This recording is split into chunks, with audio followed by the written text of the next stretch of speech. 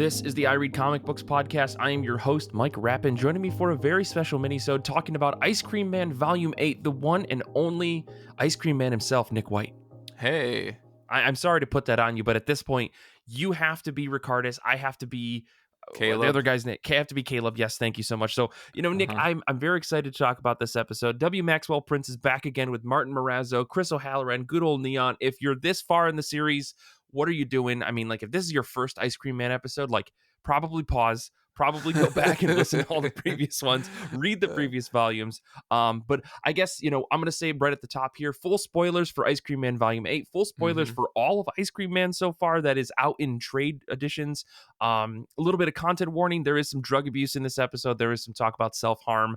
But Ice Cream Man is kind of not scared to go over some of those rougher topics. So again, 8 volumes in, this is kind of par for the course in some ways. But Nick, I got to ask you, how are you feeling about this volume this far in the series? I know you've been reading in single issues, but as this one volume of like 4.5 issues, what are your thoughts overall?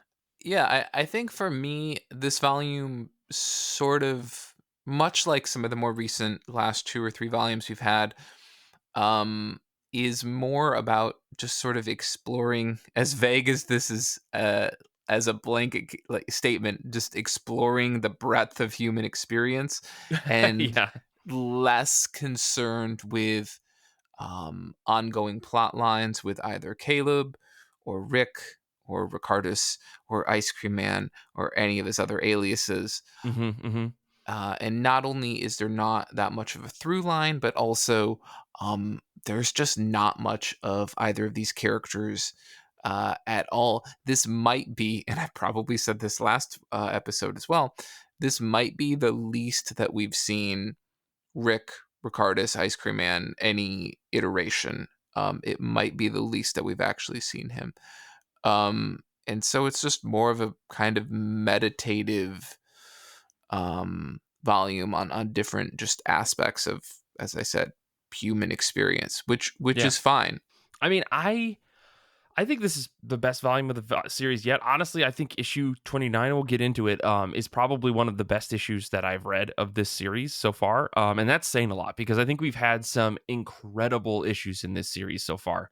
But issue 29 was amazing. So like I was feeling pretty like I had a pretty high bar for the rest of the volume after I finished that first issue in this volume, and overall it did not disappoint. And I think to your point about lore and everything that's going on, I think you and I are maybe begging more than anybody else just to like say, hey, continue that storyline a little bit for us. And we've gotten sprinkles here and there, but it's become less and less. I think I see I what you will, did there with yeah. sprinkles and ice cream. That's good. I will argue, though, I think that this volume does actually feature Ice Cream Man in kind of very tertiary roles more than the previous volume or two. Mm. If only because his actual visage is in this compared to like different representations of him, right? Like we've seen representations of Ice Cream Man in different people, but in this one, we actually see him in the full getup a couple times, which I think is interesting. And we've talked in the past about this ebb and flow of like Ice Cream Man becoming this force on the world and then slowly just permeating himself into everything. And now I'm wondering if him showing up more and more is him having to push his will back on the people more, because I think what I've noticed from this volume and from the previous volume is that some of the people are pushing back in ways that are not necessarily saying, damn you, Ice Cream Man, I'm going to fight you back. But instead, it's like their will and in pushing back against the awful things that are happening to them are the same way that you would if it wasn't some supernatural force. But again, we'll get into that, I think, in the last issue of this volume. But overall, this is best so far. And I know that there's more issues after this. And I'm almost on the train of like, okay, I think I need to read this month to month. I might have to start doing that. So yeah. Yeah, good stuff so far. But Nick, do you want to just dive into issue 29 and get things started? Yeah, sure. We can do that. Yeah, let's go for it.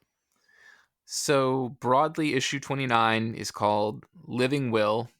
And like all issues, or I should say most issues, because this volume goes and breaks this rule, the sort of tagline on the introductory page is, "What are you leaving behind?"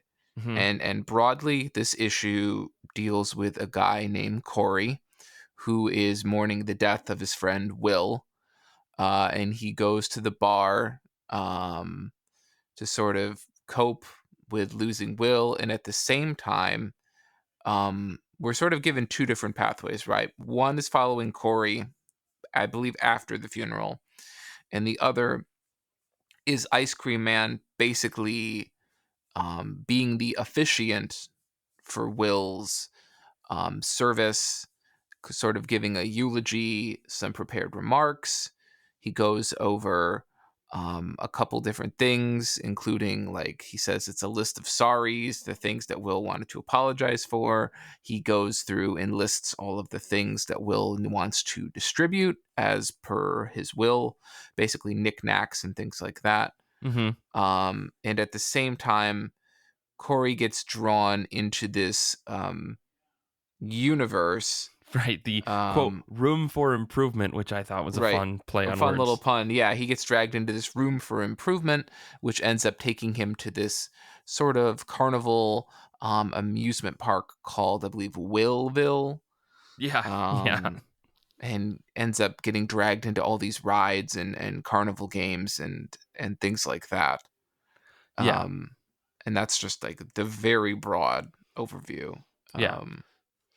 Um, This is an interesting issue because I like that it's his name is William M. Parson, right? The missing Parsons thing has kind of been an ongoing shtick in this series since we got mhm. the TV episode, right? Way back in one of the earlier volumes. And there's a lot of just like little Ice Cream Man lore just sprinkled throughout this. And I think you and I have talked about this to death of like, is this like meaningful? Are all of these references supposed to be like some big conglomeration of ideas of like the pervasiveness of this Ice Cream Man character on the universe, or is Right. this W. Maxwell Prince and Martin Morazzo just saying like, It's like look, like, hey, look at all of our cool stuff, we can make it all work? just write Ice Cream Man on everything, or just Yeah. put Holt on everything, and like Yeah. meanwhile we're like, what does it mean? Right. I mean, Uh, it's like the little girl in this issue is playing with Pinky Ring, like a Pinky Ring action figure. You know, we've seen mm-hmm. that character come up a couple times. Mm-hmm. Like I said, the character's name is Parson. The stack of DVDs that Will has is like an Ice Cream Man DVD, a season 2 of Missing Parsons. Like all of these little tiny references to Ice Cream Man kind of all over the place. And like you said, ICM just kind of written anywhere that Morazzo can fit letters into things, which I still find very, very funny to this day. And at this point, I'm hoping that he's doing that for fans like us who just want to pick and pry at every little thing that he possibly can in this book, because there are plenty of places where Morazzo has just drawn scribbles, and then other places where he's drawn symbols and he's drawn Ice Cream Man or he's drawn other things that are clearly like references to other things in the story. So I don't know. I find this to be just really funny, and this whole issue being like a living will, like Ice Cream Man is reading off the will of this guy Will, is very funny because the whole thing plays with these ideas of like, hey, we have these two cats named Misery and Woe, and I'm going to bequeath them to you. And if my wife and my daughter don't want Misery and Woe, then I'll give them to my parents. And it's like Morazzo is clearly, or yeah, Prince is clearly playing with these words in ways that are like metaphorical and very funny at the same time to me, right? Because in death Right. we experience, or when someone dies, the living experience like all of these different things, and the fact that someone could pass that on to you is almost like dark and funny at the same time to me. Yeah, and on some level, I think it also gets at. I know there's certainly been like exploration recently of, like, science wise, the idea of like inheriting certain. I don't know. They've like talked about like, you know, inheriting anxiety or inheriting other Yeah. sort of emotions or psychological whatnot from genetically, right? Mm-hmm. I Mm-hmm. mean, again, I've just heard this discussed broadly. I'm not about to try to delve into the science of things like that, but Sure. the idea of, much like is discussed with the squid, right? The idea of inheriting this level of anxiety, the Mm-hmm. idea that it Mm-hmm. it has to it has to go to someone, right? Yeah. God. And and yeah, there's the issue sort of gets at this idea that we not only have to there's not only sort of a transfer of physical objects, but there's also just this obligatory transfer of emotions, Mhm. and Mhm. both positive and negative. He uh, obviously a lot of this issue I think you could call positive or maybe more optimistic. He will certainly in a lot of parts of this issue, he hopes or he wishes for things to be better or go better than they did in his life, or that these objects will serve people better than they did him. Mhm. Mhm. Yeah, that bit that you're talking about, with the squid, I think was probably the most like slap in the face. Like, do you get this dummy moment for me? Right. And you people could probably interpret this differently, but I definitely took that as like, the passing of a person. If only because I've experienced this myself, of like someone, passing, Hmm. it definitely leaves you with a feeling in your gut that it's very hard to grasp, and the fact that it's kind of manifested here as this, I had this anxiety, this squid wrapped around my heart, and now the ice cream man passes it on to this guy, a friend, not necessarily family like you were saying before, but just someone who's experiencing this grief and loss, and now this squid is theirs because of that. And it's not anybody's fault. It's not like someone did this to them intentionally. It's almost like ice cream man's interference with this thing caused that to happen, which kind of starts to focus on this centralized theme that I'm feeling for this volume, that I want to talk about at the end of the volume more, because I think it Mm. really grabs things perfectly. But yeah, I think this is a killer issue, because I think it really took the idea of how someone processes grief and loss and shows it to you as the reader in a way that is strangely ice cream man and strange, like very, very well done in a comic book form. So obviously Morazzo is to be credited here for being able to depict all this, but I think again this creative team is fantastic in the way that they portray these kind of abstract concepts of how we handle grief and loss and remembering someone and experiencing memories about a person. Like I took his friend going through Willville as Hmm. like that thing that you have happen when you go to someone's funeral and you kind of find out things about their life that maybe you didn't necessarily know. And it's fascinating to see how they depicted that here, rather than his buddy just talking to friends and family. um so yeah, pretty good Yeah. issue. Yeah. Um, it's a lot. It's a heavy issue right out of the gate, and I think that's probably good because some of the other ones in this volume are equally weighty. Yeah. And so I think the one moment that just really hit me, that just really surprised me, is when Ice Cream Man pulls out the squid Hmm. and he says something to the effect of, "Oh, do you have anything to add, Mr. Squid?" or something like this. And like I was waiting for at that point like the squid to say something either malevolent or something sort of snide or glib. Hmm. Because like maybe you think of the squid in some ways as like this antagonist, right? As this sort of like evildoer. But the squid says, to everyone, everywhere, "I'm sorry if you're hurting." And it's like, whoa, Hmm. it's like, oh gosh, like it's not like this malevolent thing as much as it's just part and parcel, just part of life. Yeah. It's weird because this squid had affected this guy, Will, for so long, but squid doesn't necessarily have ill intent. The squid just is. Mm-hmm. That's Mm-hmm. that's kind of like the, I don't know, almost too real moment for me in this, in a Yeah. good way, like that. Your depression and anxiety and all these different things that may affect you aren't necessarily like out to get you, right? There is no like Yeah. villain just like, wrinkling their hands trying, or writhing their hands trying to like say, we're gonna fucking get him this time. It's like, Right. no, it's just a thing that is It's just happening. existing. Yeah. Exactly, exactly. Mm. So um yeah, man, like I said, I think this is my favorite issue. This is probably one of the best issues I've read of Ice Cream Man, and that is saying a lot because we've had some really, really good ones. So yeah. yeah. I think the one other thing I would just quick throw out there, I think maybe this is interesting, maybe it's not, maybe it was a deliberate choice. I would love to know.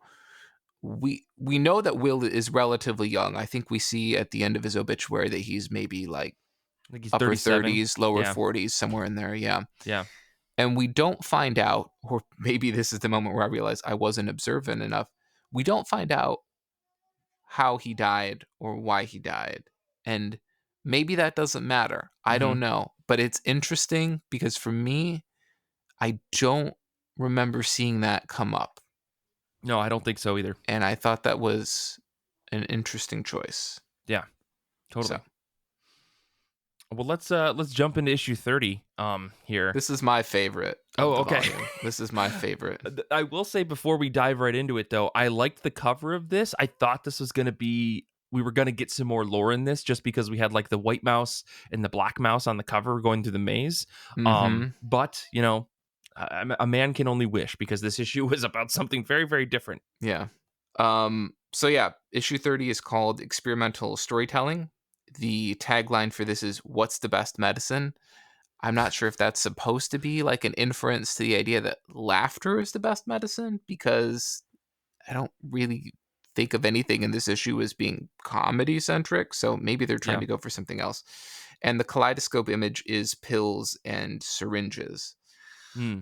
Um, so this volume has to do with a trial, they call it a 2-week inpatient medication trial. It's being run by Holt Industries, aka Ice Cream Man's Corporation. And also, I'd like to point out that the building for Holt Industries has this new minimalist logo that we've been seeing recently for Ice Cream Man, which Hmm. is this downward pointing green triangle that, of course, looks something like an ice cream cone. Yeah. We'll get into this more later. I think I've discussed sort of the geometry symbolism in this series before, and it kind of comes to a head more, but that'll be in a little here. Yeah. So this follows two people. Patient number 1, Kenneth Malloy. Patient number 2, Malhar Naik, I Hmm. think, or Naik. They're in this medication trial. The trial involves them getting increased dosages of a psychogenic capsulated form of the plant Lilium ricardus. Again, please note the name, Hmm. which is also known as the Nepalese rainbow flower. Now, don't quote me on this. I think this plant was the plant that was growing at the top of the mountain from the Yes. etymologist. What is it? The etymologist unravels or whatever it is. We'll get into that more because boy Oh howdy God. does that book Yeah. keep popping up in this volume. Yeah. So anyway, they're in this trial, and right away you notice that something sinister is going on, because as you would think with a trial, you would assume, well, one person must be getting the placebo, right? You think one person's getting the placebo, one person's getting the drug. This drug is called, I think, Neuramaze, I believe. And what's you notice things are terrible right away because you find out the doctor, Charles Benjamin, has a meeting before the trial begins with Kenneth. And he tells Kenneth, "You're getting the placebo." But we know this isn't true. Yeah. And it's like, oh no. So throughout the volume, Ken at least seems pretty relaxed, pretty chill. He just sits around, he watches TV. He's like, "Oh, you guys got to fix the TV. It's broken. All I'm seeing are these weird swirly color images that look like the little rainbow loading icon on the Mac operating system." Yeah. Yeah. I was like, "Okay, I see what's going on there." And it sort of just kind of kicks off that way, but as things go on, we learn that it's not that Ken is getting a placebo. Ken is actually getting double the dosage Hmm. Hmm. of the other patient. And so while the other patient kind of goes through seeing some scary stuff because it's a psychogenic drug, at some point he sort of makes peace with that in a weird way, or like sort of embraces it. Kind of the idea that, like, I don't know, I think there's something there that he's expecting it to happen, right? And it does happen, and he's prepared for it, and he accepts it, and maybe there's something to be said about that. Versus Ken, who doesn't think anything is happening to him. He doesn't think he's getting the drug. When he starts to see things, he sort of fights back against it. He's in denial. He doesn't believe it's happening. His reaction is more paranoid or defiant, I guess you could say. Hmm. And of course, the doctor really doesn't do much to alleviate that, and things just get worse and worse and worse. We see that in his log entries for taking the drug, he starts spelling his name wrong. He says the date is like October 35th. Clearly, Yeah. things are getting bad. And that's sort of like the first part of the issue. But then the second part is this idea of sort of layers within layers, and this question of what is the real experiment, right? Hmm. Like, what is the actual experiment? Because we find out that there's a further layer on the experiment, which is that they're actually experimenting on the doctor running the Hmm. experiment, right? We find out he's actually being given the drug by his wife, right? Right. Which is which is a whole like twist that in my opinion I saw kind of coming, right? When his assistant first brought in the lobster bisque, I was like, all right, we know that lobsters are evil.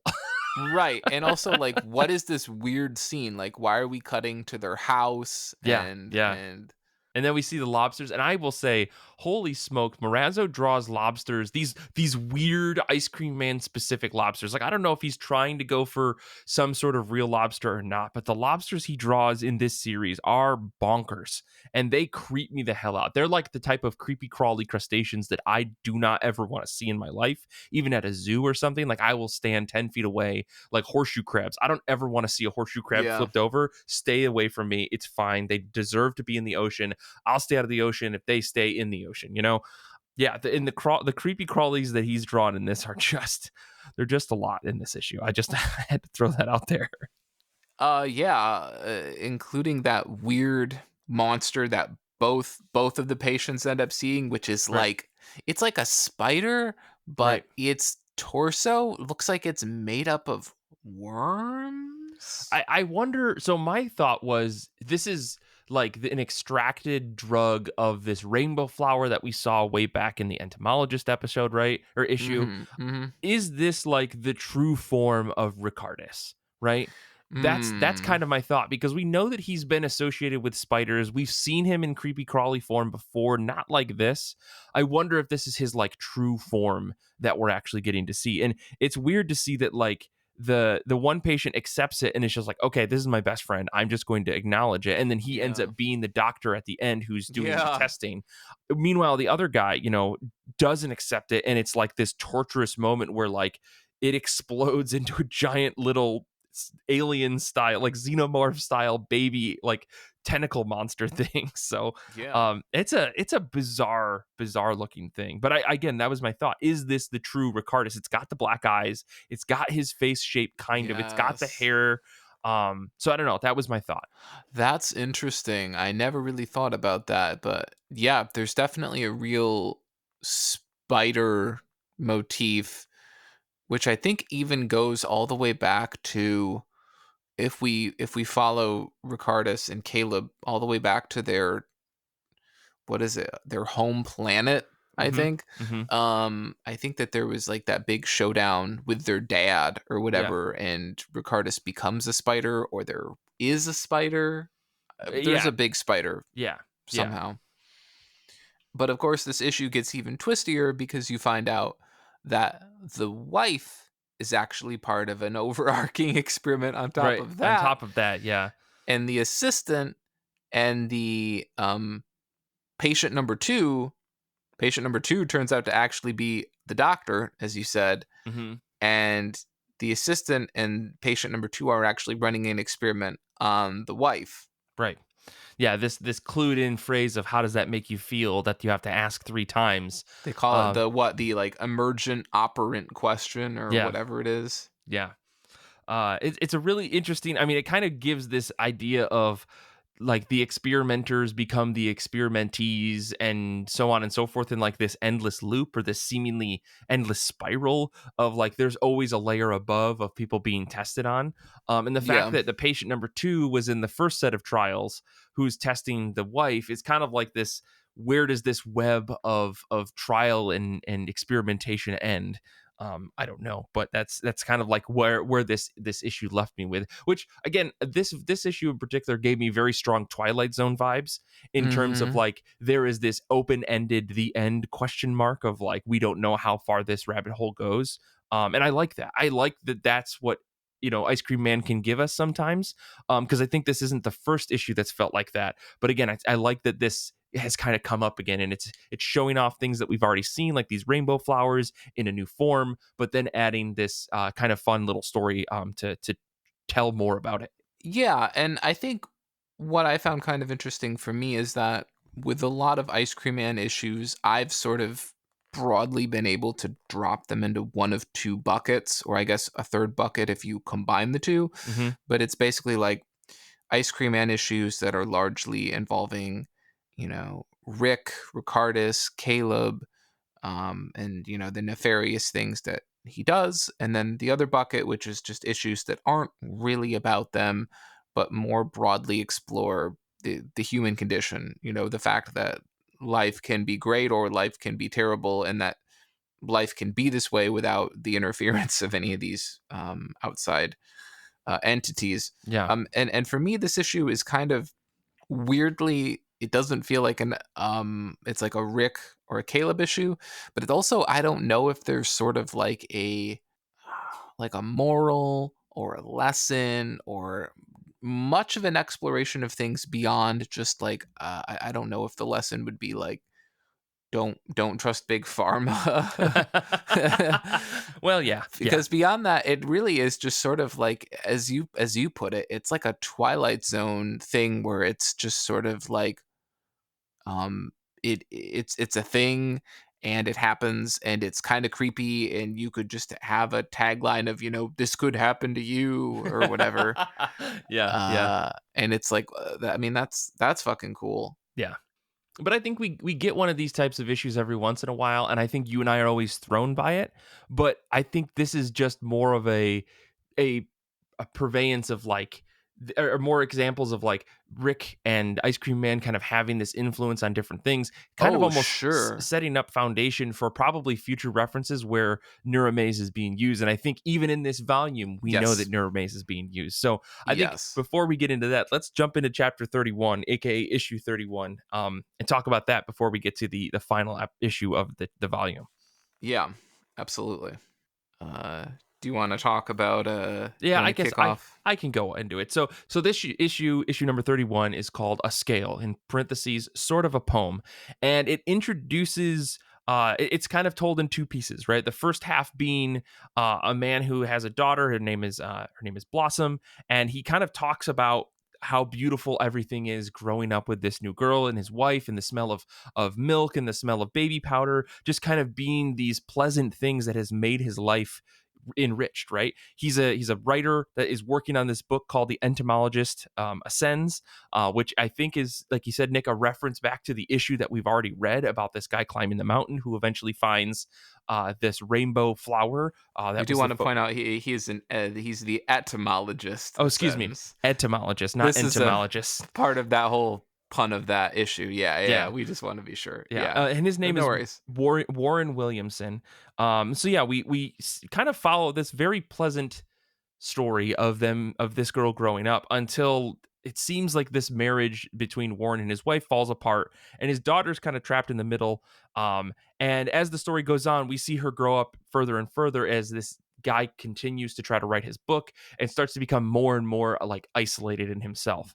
Until we get to this moment where the two of them are having lunch. She's a full grown adult, he's an older man, and the perspective switches from her to him, or from him to her, where she starts talking about how her dad looks old, and we follow her life as she experiences some very harsh things, such as a man getting eaten by a shark or someone jumping off a building.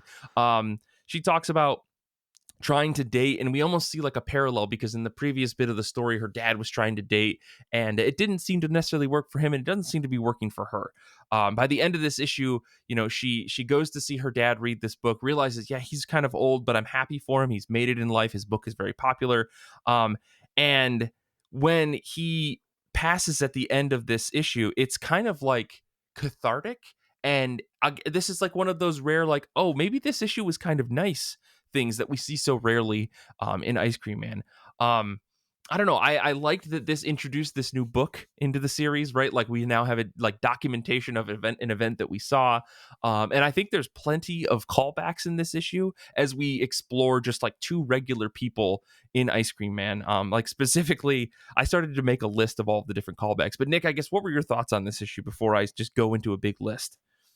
I mean, look, you're completely right. This issue is full. It's just chock full and just dense Mm-hmm. with all sorts of references. And I do want to hit at sort of the big point that I really appreciated or found interesting is we know Maxwell Prince is really interested in sort of having overarching structures or lists or patterns that he wants to follow up on, Mm-hmm. much like we saw a couple years ago when there was like the advent calendar Yeah. Yeah. issue, and we had, okay, so on this day you get this out of the advent calendar, on this day you get this out of the advent calendar. Sort of, he likes these little overarching structures. And with this issue, I really like that the structure is that the issue is kind of, as you said, it's a perspective shift that quite literally happens right at the middle of the issue. Mm-hmm. I think Mm-hmm. it's like page like 16 out of 32, and they're sitting in that diner together, and we get the shot of him, and then we literally just flip to the other side of the booth. We flip to the other side of the booth, Mm-hmm. and we get the shot of her, and with that shot, she takes over the captions. The captions take on a different color. I think his were blue. I think hers were purple. Yeah. Um, and the issue goes from him watching her grow up from a child to an adult, to her watching him go from an adult to a senior citizen. Mm-hmm. Um, Mm-hmm.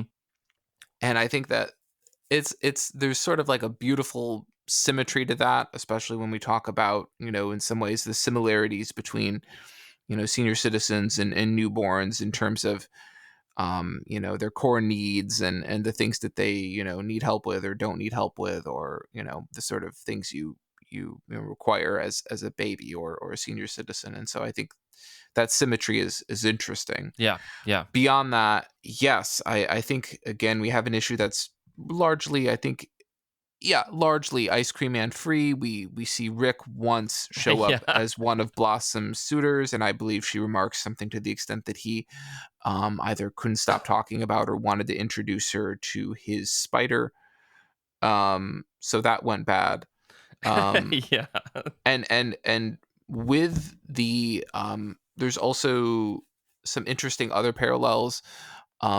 We sort of see at one point that he ends up trying to take care of a fish, a goldfish, a singular goldfish, when she goes off to college, but it dies, and he says, quote, "It's hard to keep things alive when you live alone, although never alone." And then he gets a text from his daughter immediately following, Mm-hmm. and she, I think it's immediately after she, discusses dating and it not going well, she goes home and she has an aquarium full of fish, and she says, quote, "Keeping things alive is easy when there's no one around to distract you.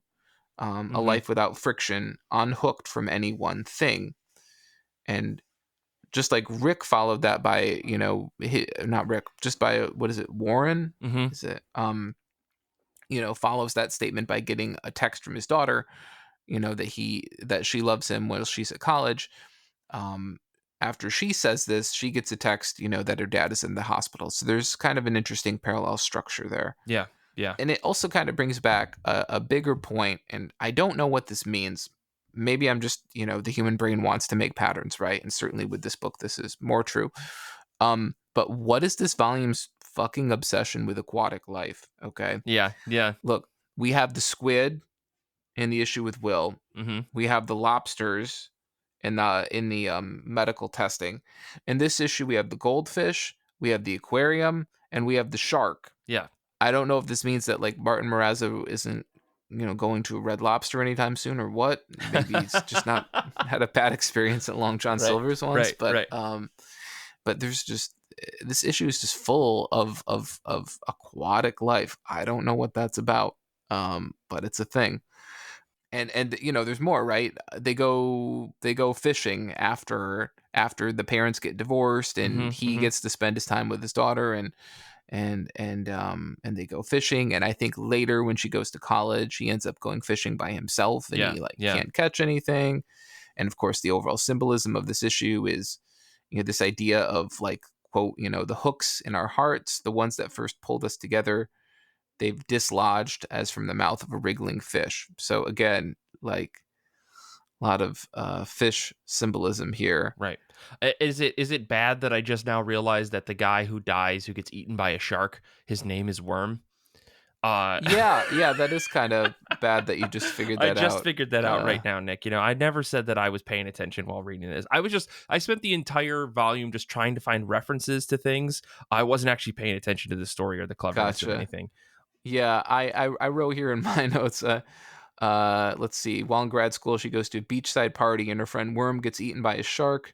The idea that a worm is used as bait to attract fish is pretty well known, but Worm isn't typically a human being. Yeah. Uh, Yeah.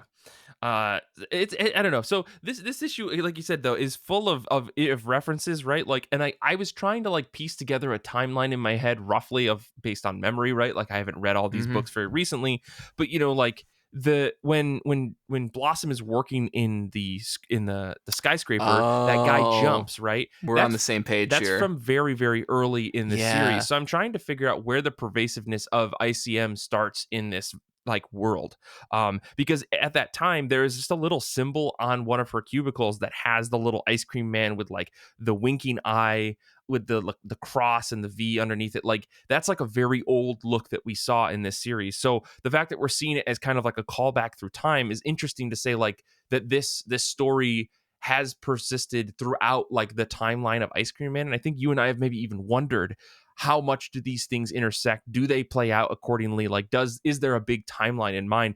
This to me kind of establishes that, especially Mhm. with the like, if we think about the rockin' all the time guy, right? Like, because that's in this Yeah. issue, which I thought It was very is. funny. It Um, is. Right. and I oh yeah, and I think like there's a lot to ask. Like he started this book when she was a baby, right? So when did that etymologist story actually happen, or is the issue that we read the result of this book? If we're trying to map out the timeline here, so I thought that was really interesting, just how everything started to Yeah. come together. Like the snapping as a thing, because that was a thing for a little while for Ice Cream Man. I don't know. It's really really questions. I got a lot of questions about this, Nick. Yeah, So no, that's I mean, totally when the guy jumps off the roof of the building, I was like, this has got to be from like issue 6 or 7 yeah, when yeah. he basically makes that whole corporate building go mad. Mm-hmm. Mm-hmm. It's got to be. It's got to Yeah, be.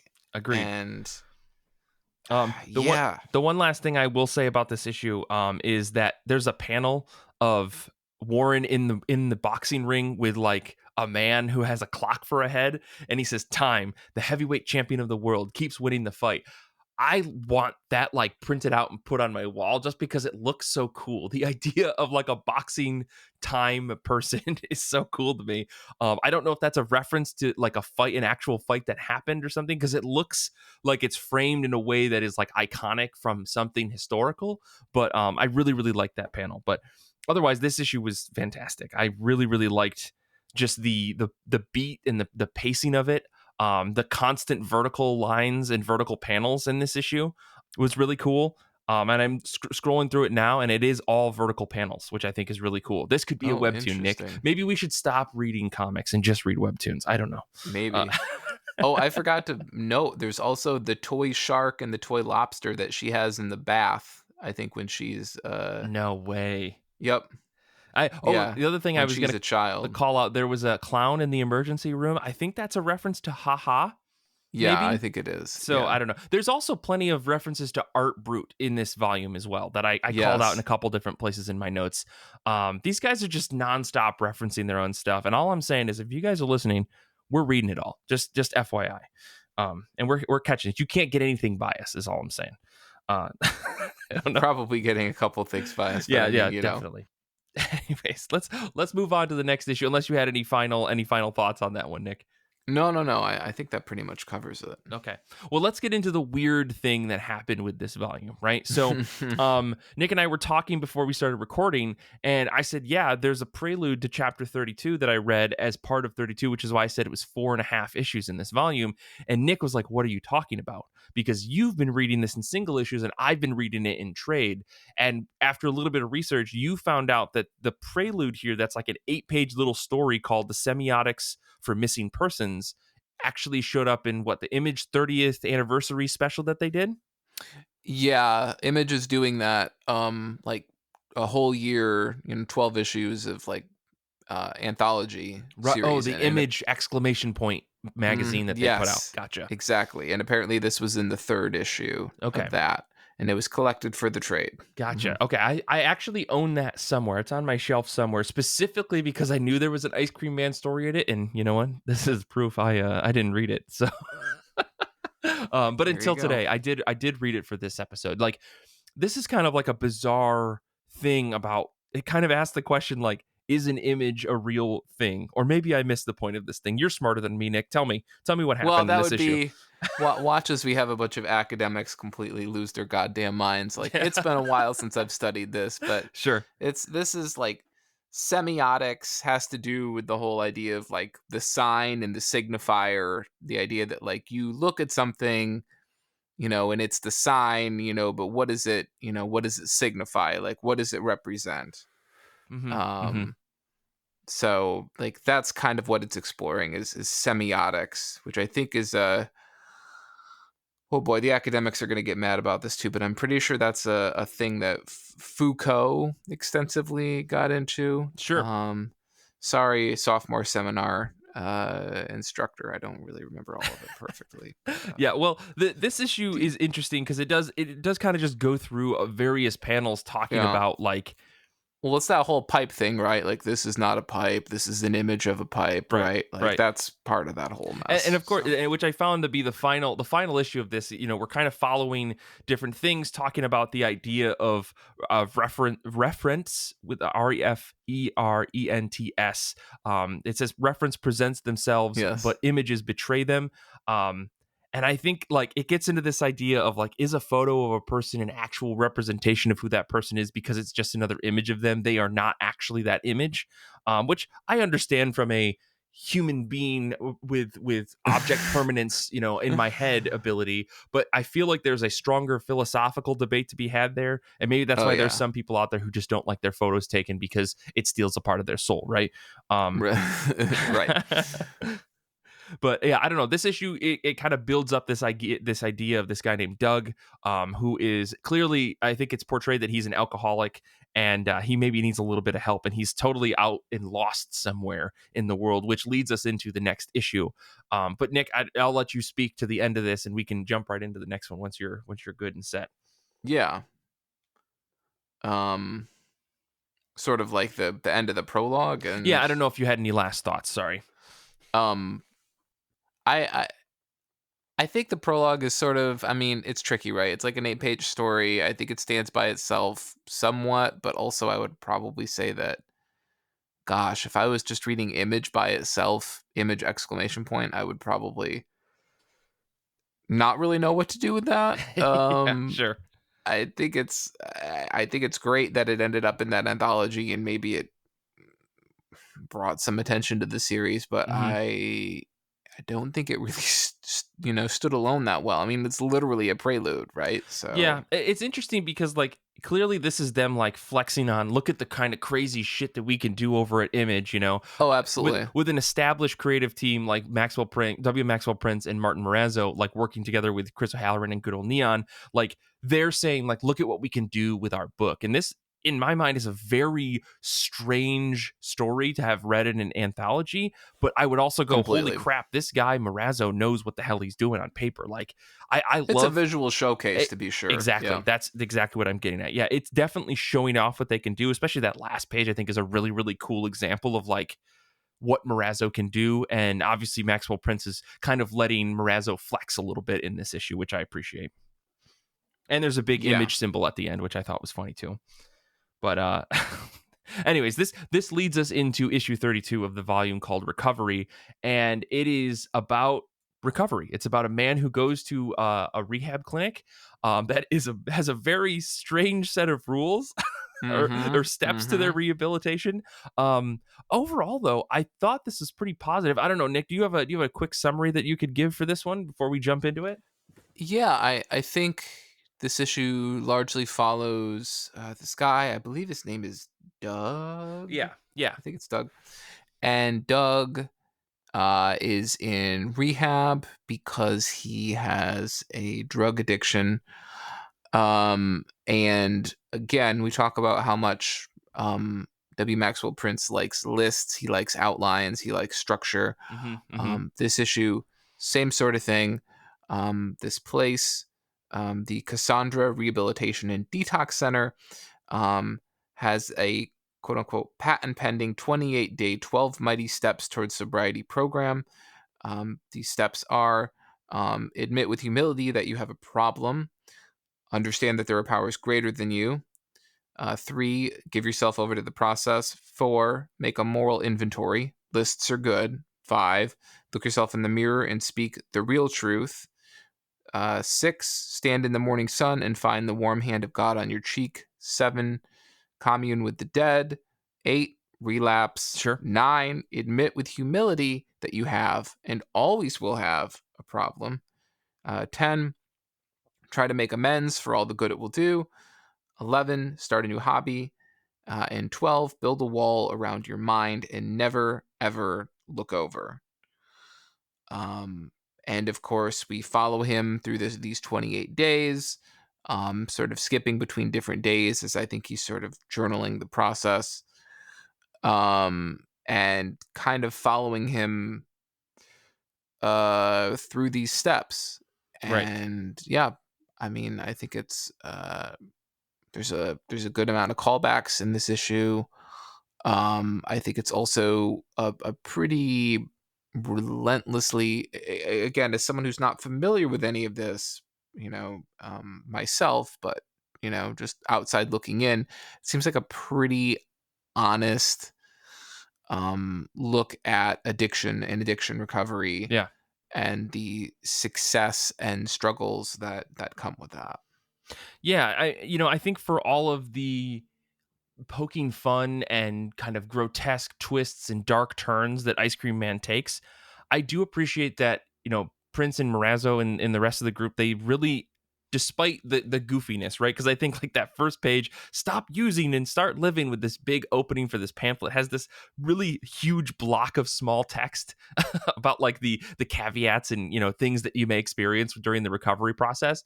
But at no point do they try, I think, to make fun of the recovery process in general, right? They take their own dark, twisted turn with it to some extent, right? To say, like, you're going to experience hallucinations and you're going to feel all these bad feelings and all this other weird stuff's going to happen to you. But at the end of the day, there's actually like an honesty to it. Like, one of the last lines on this page is, may we all get better eventually.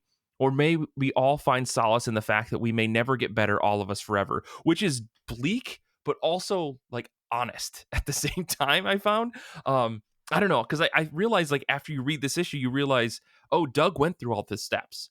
Doug does get out of rehab with the hopes that he is recovered. Now, the end of this is very ominous because I think we've seen a very similar moment in a previous issue of Ice Cream Man. But Mm-hmm. I do like that despite all the darkness and the weirdness, right? We see the Neuromaze come back with the monster, the Bic monster, or if it's Ricardus himself, kind of show up. And these are like following the steps that Prince tells us we're going to go through. We're going to see all of these things. They're going to go to a dark place. We're going to relapse. We're going to do all these things. But I also think, dotted throughout this whole story is an actual tale of someone dealing with addiction. This quote unquote shadow self that Doug ends up seeing, that he calls a different person, but then later admits that it's actually himself, the person who found drugs and he relapsed because of it. Like, these are all things that I think we've seen time and time again in many other stories of addiction, where like the only person that's actually making these choices is you. No one is forcing you to do these drugs other than yourself. Now, that may be because of an addiction and a psychological need to do these things, but nonetheless, you are making the choice to put the drugs into your body. And it is about like accepting the fact that that is the truth and then coming to terms with it, whatever that may mean for you. So I don't know. There is like a weird positive spin coming out of this issue, that your recovery is possible for people. Even if we do see someone leave and come back because they relapsed, that doesn't mean that her story is over, right? Like, I think when that happens in the story, Doug sees it as like, hey, it's okay. We all slip. We will all eventually get back up. Which again, coming from Ice Cream Man, I'm not expecting this type of like strange positivity about things, but I do appreciate that Prince and the rest of the creators tried to take this and make sure to say, like, we're not going to say that addiction is like some horrible thing caused by some alien monster. It is a human condition. It just so happens that you may see Ice Cream Man style monsters when you're dealing with this, recovery process. Yeah, I think that um W. Maxwell Prince isn't afraid to embrace the idea of optimism or positivity, but I think it's not saccharine, it's not rose tinted glasses, it's not going to be exaggerated, right? Yeah. They mentioned something to the extent that, because I think even Doug's daughter, when she comes to visit him for one of the family days, said that she'd been doing research, and she says, only 5 to 10% of people who go through this don't come back. But she says, like, but you could be part of that 5 to 10%. Hmm. That might be you, and isn't that enough Yeah. to keep trying? I mean, And Doug, so, it's funny though, because I think in like the next page, Doug turns that around and goes 90 to 95% of the people come back, you know? Which, right. of course, that's the way, that's the negative way to look at it, which I found to be like a fun twist on that. Yeah. So it's I think maybe it's not so much that this book is, being positive as much as it's just trying to represent reality, and that is the reality of the situation. Hmm. Hmm. And you can, as we just basically demonstrated, like, you can look at that positively, you can look at that negatively. um you know Glass half full, glass half empty, or in this case, glass 95% full, glass 5% empty, or whatever. Yeah. So Yeah. Yeah. um Yeah, it's a but really, I don't know. Again, this issue is kind of it's a fun play inside of the Ice Cream Man universe. Where this guy kind of says, at the end, he's like, I finished the last page because he's reading the entomologist book, of course. Right, of um, course. He stumbles upon this book in the library of this recovery center, and that's the book he wants to read, and it's like, oh boy, yeah, okay. yeah. But he reads it and like he has this almost renewed sense of hope of like, maybe when I leave, I'll get a library card, which is one of those things that I think is unsaid in this issue, but I've heard that, the path towards acceptance and the path towards like looking forward with like slightly an optimistic view is when you're getting out of a depression or whatever, is like making plans to do things that are like either enriching or just like things that will make you happy. And we see that here. It's not necessarily like laid out on paper, but that's kind of how I took it, of him saying, maybe I'll renew my library card when I get out of here, is him looking at, I'm hoping that I will be able to recover. I will be able to go out and do this thing and read more books in the future because I enjoyed this one thing. Um, and then of course he ends up leaving. And he ends up getting in a taxi, but I don't know if there's more you want to talk about before we get to that last bit. Yeah, I mean, I think the most interesting part in this issue for me, as someone who, I mean, I like a lot of what's in this book and what this book addresses, but I do like when it comes back and sort of goes back and addresses that through line of Caleb and Rick. And we have a moment in this issue Mm-hmm. where Doug goes to have a kind of a meeting with the facilities, you know, therapist, Mm-hmm. basically. Mm-hmm. And clearly the therapist is Caleb. It's 100% Caleb. I mean, Oh, really? You think so? you look at the I mean, character, I like, can't. go look at the other pictures of Caleb. It's Caleb. Okay, okay, okay. Um and if you look in Caleb's room, and I think I've pointed this out before in relation to Caleb, you can see that there are little diamonds on his shelf. There are, I think, diamonds on the books on his shelf. There are diamond designs on the plant that's on his. There are diamond designs on the vase of the plant that's on his shelf. Nick. There's a big diamond poster on the wall. And it's interesting because if you think of Rick as always being a triangle pointed down, is Caleb the diamond because he represents the whole, Mm, right? He's the triangle pointing up and the triangle pointing down combined. damn. I'm Okay. going crazy here. This Okay. is what's happening. Okay, Nick, I like this. I'm looking at pictures of Caleb from a previous volume, and I think you're right. This is okay. Okay, you've sold me. I thought there was no Yeah. Ice Cream Man shit in this, and here we are. I'm totally wrong. Yeah. So it's interesting because maybe I was like, well, why is Caleb the diamond if Rick is the triangle? Because wouldn't it be more simple to just make Caleb the upward pointing Right, triangle? right. But A, maybe that's too simple, and B, maybe it's just not as starkly visual. Mhm. Or Mhm. it's the idea that with Caleb, things have a balance or things are complete. Yeah. And with Rick, there isn't that balance. Yeah. So I don't know. I think that's kind of interesting. I think there's something there. I bet if we go back and we look at the diamond motif versus the triangle, I think you might see more of that. Okay. Um, I also love that Caleb's got some of those Escher drawings in his office, Yeah. Yeah. which is also basically what the cover image of the issue is. Mhm.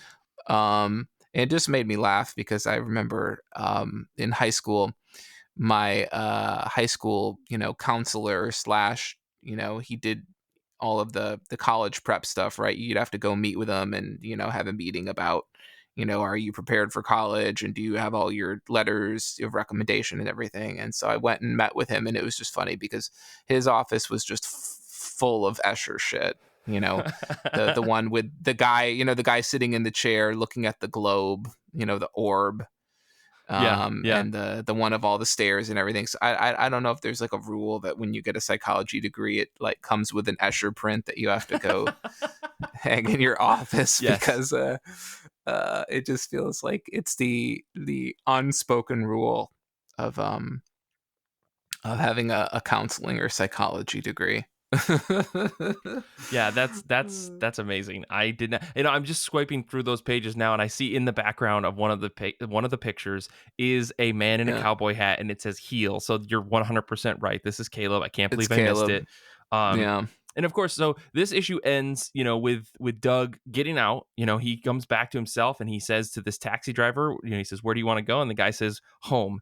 And if you look at the taxi cab on that, in the middle panel of that page, it says QC6, right, which is a direct reference to or the comics that they did over quarantine, the Quarantine Comics #6, which, if I'm not mistaken, is the issue where this guy gets in a taxi and like goes to the moon. Um, so yeah, it's yeah. funny because all the other times we saw the taxi, it had a phone number on it, and this is the one time it said QC6. So I have to imagine that is intentional. You're not going to Yeah. get one past me this time, Martin Morazzo. I don't care what you do. I'm only going to miss the Caleb references. So Right.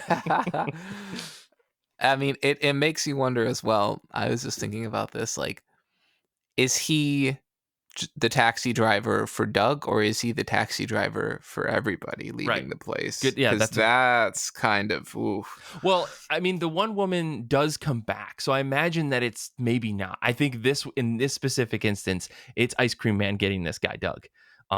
So that would be my thought. But yeah, that's kind of the volume. I had some kind of like questions and thoughts. I don't know if you had anything else you wanted to go over before we wrap up here. Um, in terms of this issue, again, I think this issue has some interesting parallels to the will issue, just in terms of trying to tackle a hefty, weighty topic Mm-hmm. Mm-hmm. and not really exploring Ice Cream Man as a malevolent force, or really not having Ice Cream Man as a force at all for the most part, Mm-hmm. but just sort of like this is this is a part of life. It's an uncomfortable part of life. It's a part of life that a lot of people don't want to deal with, don't want to discuss, but this is Ice Cream Man, and we are going to hit on all those things. Yeah. So it's just sort of a, a contemplation across 32 pages or whatever it is. Yeah. Yeah. But yeah, you nailed the hammer, nailed the nail. I hit the nail right in the head. I guess that's what I'm trying There's to a say. nail, there's a Yeah. hammer, there's a board. Yeah, you found something's it. happening. No, but that exactly was the point that I was getting at the beginning of the episode, right? Is like this book is exploring real life things, and I think like the thought about that people can have will to kind of push Ice Cream Man out of their system. That's kind of what I took away from this issue. Kind of what I took away from this volume is that despite Ice Cream Man's prevalence now, like he has the ability to inflict pain and like mental pain on you. But at the end of the day, people still have will to try to survive that and try to push that away. And I think this is kind of an example of like, given a little bit of time in the right like situation, folks like Doug can get past their addiction, but also past Ice Cream Man's influence. Because a lot of that I feel like is kind of synonymous in some ways, or at least they're partially related. I know that kind of goes against what I said earlier, but like Ice Cream Man is clearly a piece of this. And the fact that you can push away something as daunting as drug addiction, I think the idea might be that you can also push away like the influence that Ice Cream Man is having on you. But we don't know what happens to Doug after he gets in that taxi. So he does say, I guess we'll see how the math plays out. And that's the end of the volume. Well, it's also kind of disturbing if you think about if you believe, maybe to some extent, that Ice Cream Man is sort of playing a part in Doug's addiction. Which I mean, I could go back and forth on that. If you believe that, and you also believe that Neuramaze, the drug by Holt Industries, is being used to treat it, then you sort of have an interesting situation where Ice Cream Man is sort of providing both the symptom and the cure at the same time, which is pretty fucky. Yeah. But But I really don't. I think really don't think that Ice Cream Man is part of the drug addiction. I think that is just agreed. like the human condition, and Ice Cream Man is using any Right. way he can to be a part of people's trauma, right, and be invested, like somehow have some sort of influence over people who are in rougher mental spaces. Yeah. I just looked at him in the taxi at the end as sort of like I mean, not a great place to be, Yeah, right? Not a great place to be, and sort of like, it, oh, maybe you will be back here. yeah. Ooh. I saw it as like, now you're back in my world. You were in Caleb's world for a second, and he fixed you. Now you're back in Uh, my world. That's kind of how I took it. right. And I think that's sort of like, I mean, that's obviously what it's got to be like. Again, as speaking as someone who is not deeply, not familiar with, recovery centers and Yeah, yeah, and yeah. the addiction process, obviously. I've said that already, but the idea that you're in this weird, secluded, isolated space where you adhere to these specific special rules that exist only to this place, right? And then you leave, and now it's like, well, that, as you said, like now you're in the real world, Yeah, right? Like yeah. this is not some secluded house in the woods, and you follow our 14 special rules, Mhm. and whatever. Now you're living a day-to-day existence in the real world, and that's enough of a challenge in its own right, Ice Cream Man not included. Yeah, yeah. Um, yeah, no, it's going to be interesting. I'm excited to read more. Like I said, I think I might have to switch over to issues now because I realize how much I miss this series every time I pick it up, and I think maybe I have to get on that single issue bandwagon. But yeah, this is a solid volume though. Like I said, 29 I think might be one of the best issues that I've read of this series. Like this volume a ton. I couldn't tell if there's a lot of winking in this volume. I don't know if you noticed that. A lot of emphasis on Yeah, a eyes lot of too, like a lot of especially in the issue with the daughter and the father. yes. There's just a lot of eye shots, and this is a weird thing. I'm glad you brought this up. Maybe this is a crazy connection, and I don't know where to pull from this. I think the father, the daughter have this exact weird, like almost reddish, yellowish, Mhm. goldish eye color Mhm. that Caleb also has. I don't know what to do with that. Hmm. Maybe that's just a weird. Could be a coincidence, but I follow what you're saying, because I Yeah. was wondering where all of the winking and the eye shots came from. I couldn't remember if that was a thing in Ice Cream Man or if it was in Art Brut, because I know that like the winking face was a thing in Art Brut. But again, are all of these goddamn books with these two people working together? Are they all tied together?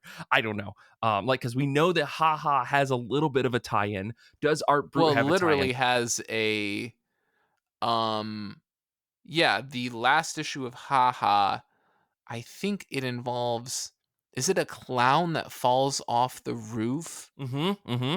of, oh god, it's the issue where the ambulance is driving around the town Yes. and the town is just going mad Yeah.